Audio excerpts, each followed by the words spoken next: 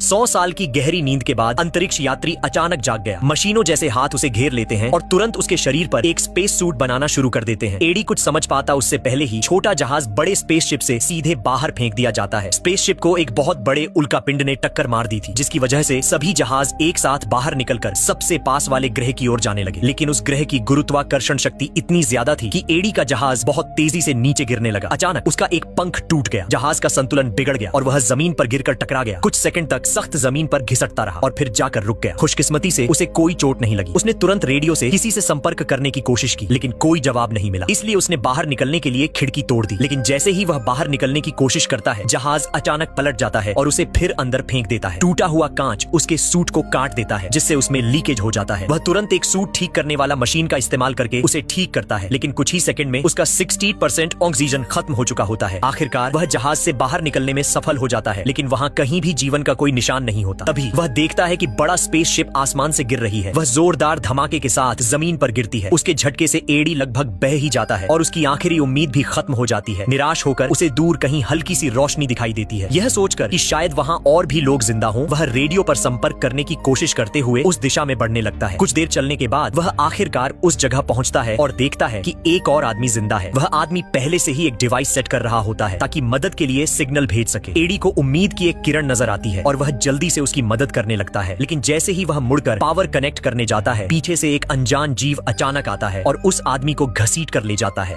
भाई सुनो, इतना मेहनत करके वीडियो बनाया, अब तुम बस देख के स्क्रॉल मत करना। लाइक कर दो, शेयर कर दो, फॉलो भी कर लो, वरना रात को नोटिफिकेशन नहीं, मैं आऊंगा सपने में।